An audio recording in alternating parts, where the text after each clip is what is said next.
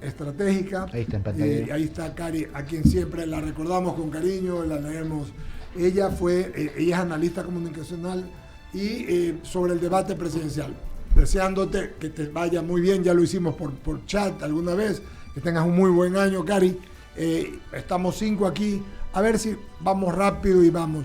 ¿Te pareció el debate que tuvo ganadores y perdedores o sencillamente candidatos, unos que tienen más chance y siguen y otros que se quedaron? Buenos días, qué gusto de verte y saludarte. Buenos días con todos. Aprovecho también para mandarles un abrazo y desearles un gran año que va a ser movido sin duda, sobre todo este primer semestre.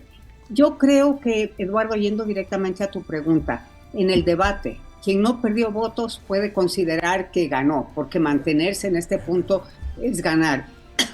Y lo que sí veo es que casi todos los candidatos tuvieron la misma visión sobre qué es lo más urgente en el país.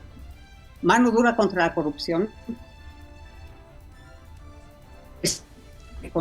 Incluso Luisa González fue muy empática y lo repitió 2 o 3 veces.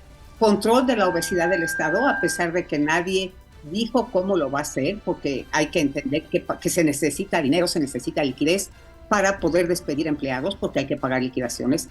Y el tema del momento, la dinamización del sector energético. Todos quieren contar con la empresa privada para dinamizar este sector. Entonces terminas el debate con una conclusión que te hace pensar que por qué es que ellos no pudieron conversar antes de lanzar sus candidaturas, viendo que tienen tantos puntos en común. Hubiera sido más interesante que uno de ellos sea candidato a presidente, otro a vicepresidente, y que armen una lista de asambleístas multipartidaria, y que hubiera sido una tremenda lista de asambleístas que muy probablemente muchos hubiéramos apoyado. Claro, y tienes toda la razón, debería ser de unidad, no lo contrario. ¿Y crees que ayer se ahondó la polarización, mi querida Caridad, y que se posicionó un tercero? Sin lugar a dudas. De hecho, creo que la polarización, la única persona que enfrentó la polarización y que le dio un contenido político a su presentación fue Andrea González, sí, que fue una sorpresa que yo creo que todos esperábamos, porque la hemos oído en diferentes medios de comunicación, en diferentes escenarios, y ella tiene, aparte de que es muy fresca en su forma de expresarse y que no tiene el peso del pasado y nefasto que tiene Luisa González, pues fue la única que le dio contenido político a su participación. Los otros, muy nerviosos, se limitaron a leer de un papel su plan de gobierno. Es decir, decían, por ejemplo, me parece que fue Pedro Granja, sí, que dijo que iba a construir 10,000 viviendas semestrales en su gobierno. Y yo creo que muchísima gente, igual que yo, debe haberse sentado a reír como que fue la perla cómica de la noche, porque no dijo cómo hacerlo. O sea, se limitaron a dar enunciados, a decir lo que harían, y también todos fueron muy similares en todo lo que dijeron que harían. Entonces nos quedamos un poco con que lo único fresco, lo único que captaba la atención y no dejaba que nos desconcentremos fue Andrea González y el presidente Noboa, que estuvo en una posición de presidente, de estadista, muy solvente, si acaso tal vez un poco soberbio, pero el año y un poco más que ha estado en el gobierno le da para tener esa actitud de decir todo lo que ustedes dicen ya lo estamos haciendo nosotros. Y coincido plenamente contigo, Cari. Por favor, Ramiro Cepeda, adelante. Caridad, ¿cómo le va? Gusto saludarla. Hola Ramiro, qué gusto. Placer. Caridad, ¿a quién lesiona más la disrupción de Andrea González en este panorama político? Porque Andrea, estábamos aquí tratando de hacer un resumen, concentra juventud, por tanto puede ser parte del nuevo Ecuador, es una mujer, tema femenino, es ambientalista, ya es otro tema, y el tema generacional, que es igual mismo, del mismo segmento generacional del cual compartiría nicho con el presidente de ejercicio. Entonces, ¿a quién lesiona más? ¿Al anticorreísmo o al correísmo?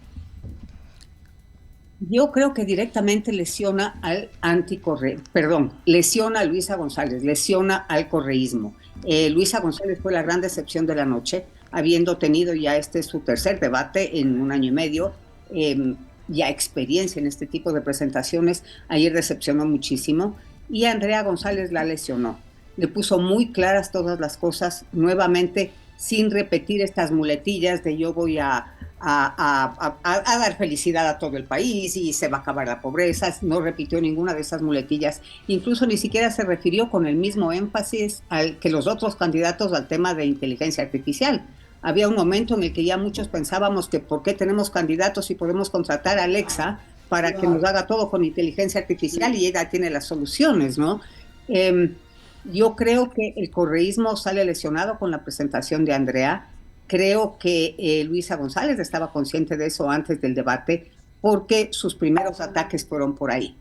Obviamente Andrea se lució contestando sus preguntas y sobre todo dando este enfoque político de qué es lo que usted me está preguntando si ustedes hicieron esto. Y se sabía los antecedentes históricos de cada respuesta y tenía los argumentos para respaldarla.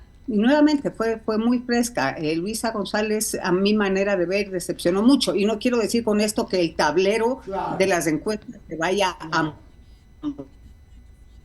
totalmente, pero sí creo que podemos ver a un personaje político que está posicionándose con seriedad. Mauricio Salem. Gracias. Caridad, un gusto saludarte a la distancia y con un placer de tenerte aquí en el diálogo en la mañana de hoy. Yo tengo solamente una inquietud. El voto real del gobierno del candidato presidente Daniel Noboa, yo lo percibo como un voto mixto, un voto que sí hay gente que cree en el presidente y hay un voto bien blando que es para que no regrese este tipo de gobierno, yo estoy con el candidato presidente. ¿No crees que ayer, al haber esta disrupción de una candidata que empezó declarándose anticorreísta, que empezó diciendo las cosas sin filtro y sin miedo, justamente lo que decía Ramiro, representando y golpeando por ser mujer a otra mujer, lo que no se vio tan grotesco, por llamarlo de alguna forma? ¿No crees que este escenario podría, dependiendo cómo manejen el postdebate, podría captar parte de ese voto blando y en el global hacer que o la diferencia entre los dos se amplíe o se cambie o que exista esta tercera vía? ¿Crees que eso es posible en los 20 días que quedan? Muy buena pregunta. Creo que es muy poco el tiempo que nos queda para que se dé un cambio significativo. Creo que ese voto blando que tiene Noboa en este momento de la gente que lo ve como el que sea, que no sea Correa, ¿no es cierto? Sí puede dar un giro, pero no te olvides que en la parte emocional ese voto blando lo que quiere es que no venga Correa.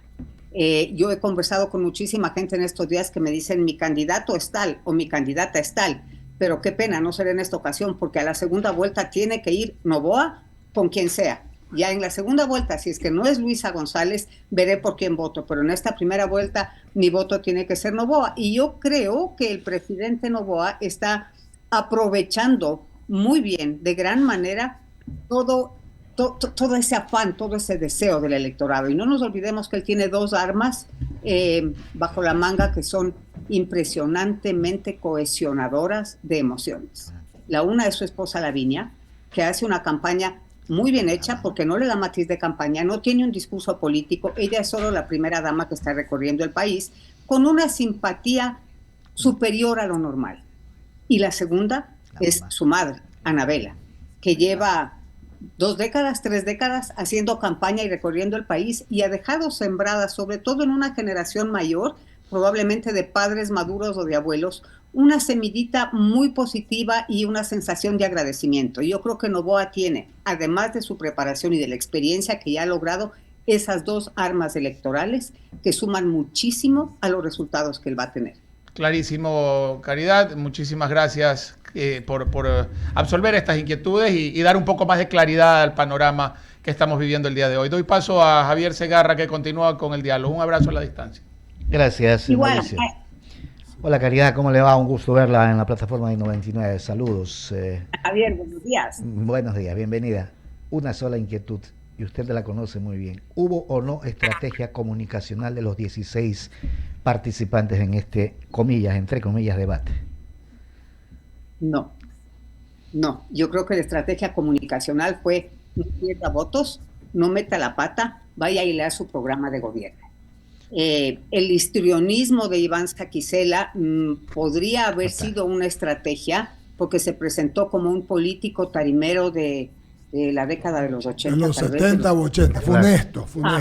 Exacto, pero si es que esa fue una estrategia comunicacional, yo creo que no se dio cuenta que ya han pasado varias décadas desde que eso tenía un impacto, ¿no? Sin duda. No, yo vi totalmente carente de estrategia. Me parece que el único mandato que recibieron los candidatos es no meta la pata, saca el papelito y lea. Y esa no es una forma de comunicar una opinión política, una ideología. Más aún ahora que los partidos políticos tienen nombres de publicidad comercial. Claro, en los años 70, 80 teníamos el Partido Social Cristiano, teníamos la Izquierda Democrática, el Partido Socialista Ecuatoriano, el Partido Comunista, la Democracia Popular. O sea, el nombre del partido decía desde el principio la ideología con la que su candidato llegaría a la presidencia. Y sí habían serias discrepancias entre unos y otros. Claro, es real. Se llama, no quiero ser burla con nadie, pero se llaman Creo, Amigo, Avanza, no sé, el mañana, el ayer, el pasado, el sol, cualquier cosa. Entonces, incluso eso genera una identificar a qué partido pertenece cada candidato. Amigo, suma, resta, y yo qué sé. Y consecuentemente, el debate le sirvió o no a los ecuatorianos. Yo creo que siempre sirve, ¿no? Pero siempre sirve ¿para qué? Decidir, para no, saber para con quién no vas a votar, pues Javier. Cari, por quién no vas a votar. Pero el debate debe ser para yo decidirme por quién votar. Es un efecto contrario. Es al revés. Tienes razón. ¿Sí me explico? Sí. Debería servir para eso, pero yo creo que el impacto más grande que tuvo el debate es decir, yo por quién no votaría nunca, y a quién lo voy a tener en la mira. No nos olvidemos que el porcentaje más alto de indecisos está en una franja de edad de los 18 a los 30 años. Correcto. Y por eso es que yo creo que muchos candidatos abusaron del tema de la inteligencia artificial, ¿no? Pero creo que no llegaron. Creo que demostraron que sí, todos sabemos que todo se puede hacer con inteligencia artificial, pero no sabemos cómo. Entonces pienso que en esa generación los candidatos que la mencionaron perdieron credibilidad porque les suena todavía maquillaje, les suena postizo, no les suena a que está en su, no quiero decir ADN porque se puede confundir, no está en su corazoncito todavía, no es parte de su sangre. Una cosa es la inteligencia artificial y otra cosa es la inteligencia emocional, y ahí tienen que apuntar. Mi querida Caridad, agradecerle mucho por haber estado con nosotros esta mañana. Buen día. Le damos un buen inicio de semana. Buen inicio de semana. Igual, seguiremos pendientes de todo lo que se va a decir de esto, ¿no? Pero vamos adelante, que las elecciones están cerca. Un abrazo para todos. Muy bien. 9:18. Es tan capaz y tiene tan buena energía.